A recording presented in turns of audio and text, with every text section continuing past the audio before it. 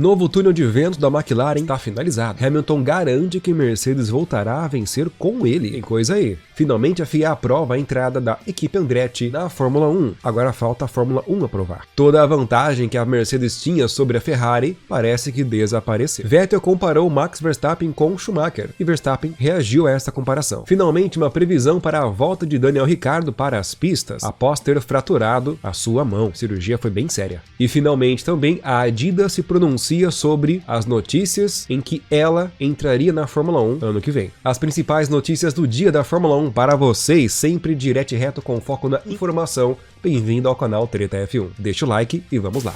McLaren é a equipe que mais evoluiu em desempenho nesta temporada, mesmo com um túnel de vento emprestado e não tão moderno. Fazem 4 anos que o túnel de vento da McLaren está sendo construído e foi finalizado. Até alguns dias atrás, podemos dizer, a McLaren utilizava o túnel de vento da Toyota na Alemanha. E o CEO da equipe, Zac Brown, sempre dizia que existiam muitos problemas logísticos com as atualizações, tanto que, não sei se vocês lembram, o carro da McLaren não estava pronto na primeira corrida da temporada. Pois é, mas agora o túnel de vento deles já está 100% funcional, já estão usando e os resultados já serão vistos no carro do ano que vem. Agora, o carro para 2025, esse sim vai ser oficialmente totalmente planejado no túnel de vento próprio, ou seja, altíssimas expectativas de ainda mais aumento de desempenho para a McLaren. Fiquemos de olho.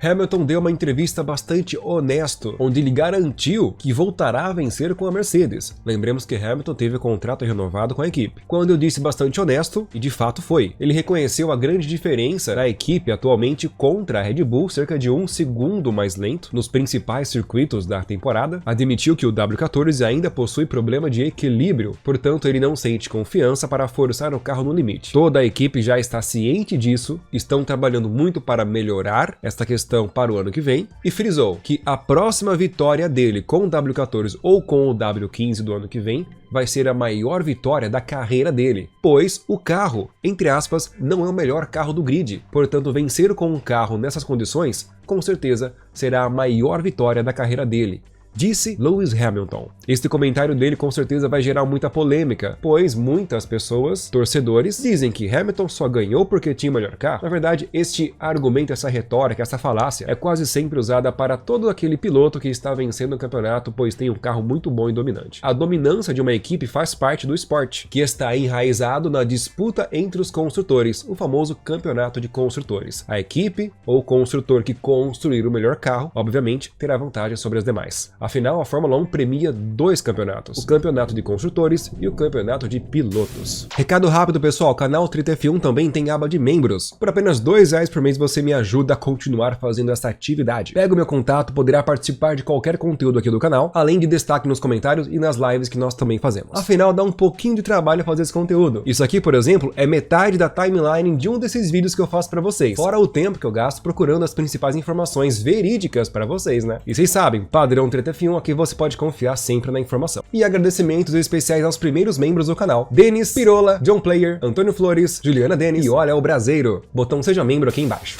Finalmente a FIA aprovou a entrada da equipe Andretti na Fórmula 1. Andretti em parceria com a Cadillac. Cadillac que por sua vez pertence à GM. Olha a jogada, a FIA aprovou a entrada da Andretti na Fórmula 1. Agora depende do acordo financeiro e burocrático com a FOM. FOM, que é justamente o gerenciamento da Fórmula 1. E não é de hoje que o CEO da Fórmula 1, o famoso chefão da Fórmula 1, Stefano Domenicali, demonstra resistência em permitir uma 11ª ou 12ª equipe a entrar na competição. Segundo ele, em notícia que eu já trouxe para vocês aqui no mês retrasado, não se trata tanto de dinheiro, pois existem propostas de até $1 bilhão.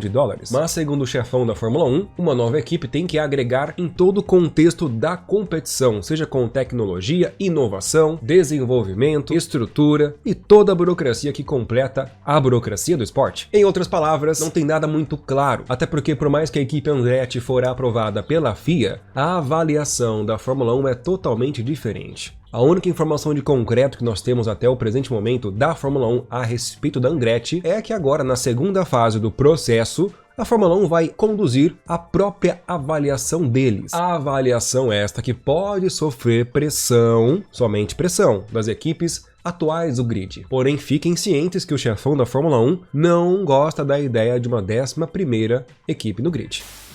Mercedes teme ter perdido a vantagem importante contra a Ferrari. Estamos diante de uma disputa frenética pela segunda colocação no campeonato de construtores, pois a primeira já está definida. Mercedes atualmente com 305 pontos e a Ferrari com 285. É pouca diferença. Porém, nas últimas corridas a Ferrari tem pontuado mais que a Mercedes. E da mesma forma que a McLaren, que é a atual quinta colocada, está se aproximando muito da Aston Martin, a Ferrari está se aproximando da Mercedes. Mercedes começou muito bem o campeonato e a Ferrari meio estranha. Porém, após as grandes atualizações que cada equipe já fez, a Ferrari demonstrou uma evolução mais otimizada que o W14 e vem pontuando mais nas últimas corridas. Veja, a Ferrari é a única equipe que conseguiu vencer uma corrida nessa temporada além da Red Bull. Segundo Andrew Chauvelin, o chefe de engenharia da Mercedes, ele confirma sim que o desempenho em pista da Ferrari já é superior que o da Mercedes, pois lá no começo do campeonato, como eu já citei, a Ferrari tinha um grande problema no gerenciamento do desgaste dos pneus. E após as grandes atualizações e, sobretudo, o novo assoalho que eles colocaram, a Ferrari evoluiu demais. Fato comprovado e afirmado pelo chefe da Ferrari, Frederic Vasseur, onde ele cita Suzuka como exemplo, o último GP. Suzuka com temperaturas de quase 45 graus, todas as equipes com dificuldades no gerenciamento do desgaste dos pneus, consequentemente achavam que a Ferrari teria dificuldade, mas não foi isso que aconteceu. Lá, provou que a atualização de assoalho e as outras que a Ferrari fez foi um claro passo à frente. A pergunta que fica é: Ferrari vai usurpar a segunda colocação da Mercedes no campeonato? Diz aí nos comentários. Dias atrás, Vettel comparou Verstappen com Michael Schumacher. Vettel comentou sobre o recorde de vitórias de Verstappen, 10 consecutivas. Antes, esse recorde era do Vettel, 9 vitórias consecutivas. Michael Schumacher conseguiu 7 vitórias consecutivas em 2004. E a critério de curiosidade, Alberto Ascari, na década de 50, conseguiu também 7 vitórias consecutivas. Daí Verstappen respondeu a essa comparação que Vettel fez. Ele admira e respeita os grandes nomes da Fórmula 1, mas não é fã de ninguém. Max disse que você até pode se inspirar nos grandes nomes, mas ele não gostaria necessariamente de fazer isso. O argumento dele é que o mundo está muito diferente, são épocas diferentes, então você tem que ter isso em mente para considerar uma inspiração. Mais uma vez, Verstappen se pronunciando de forma bem indiferente a respeito dos números e do sucesso de pilotos da Fórmula 1. Verstappen já disse em outras entrevistas que ele não se preocupa com recordes, tanto faz se ele vence 10 seguidas ou perde 10 seguidas. Para ele, se ele vencesse a 11ª seguida, seria só mais uma vitória na carreira dele. Daniel Ricciardo, quando que ele volta? Ele que fraturou seriamente, em cirurgia, lá no GP da Holanda, mais de um mês atrás. E ainda naquela época, a mídia soltou a notícia que ele poderia voltar já nas próximas corridas. Mas não é bem assim que funciona, o negócio com ele foi sério. Nessa semana nós temos o GP do Qatar, e ainda a participação dele é incerta. Por exemplo, os médicos alegaram que o repouso de Daniel teria que ser de 6 a 8 semanas. O GP da Holanda, onde Daniel fraturou a sua mão, foi no dia 27 de agosto. O GP do Qatar é agora dia 8, e o próximo GP é dos Estados Unidos só no dia 22. O tempo de reabilitação de Ricciardo estará completo, então muito provável ele voltará no GP dos Estados Unidos. Porém, ainda esta semana, Daniel Ricciardo vai fazer um teste com um carro de Fórmula 1. Dependendo como for o resultado, ele já vai poder correr no Qatar. Aguardemos. Alguns dias atrás, a mídia soltou que a Adidas também poderia entrar na Fórmula 1 no lugar da AlphaTauri para o ano que vem. Notícia que não fazia muito sentido, pois a Hugo Boss, lá no mês passado, já anunciou, aliás, já entregou uma proposta para a Red Bull para assumir a AlphaTauri no ano que vem, ou seja, ano que vem a AlphaTauri poderá se chamar Hugo Boss. E ó, a proposta tá muito bem feita, viu? Fato notório. Então como que a mídia vinculou a Adidas na AlphaTauri? Como é que foi isso? Eis que os jornalistas entraram em contato com a Adidas e ela simplesmente respondeu, abre aspas, por uma questão de princípio, não nos envolvemos em especulações, fecha aspas. Por isso eu falo pra vocês, pessoal, curta esse vídeo, inscreva-se no canal, torne-se membro se você quiser ficar ainda mais próximo do conteúdo, pois aqui o assunto sempre é direto e reto, com foco na informação. Ah, e ainda hoje pela manhã eu soltei um vídeo curto explicando uma das maiores polêmicas envolvendo o tricampeonato do Senna em 91. Assiste lá. Abraço!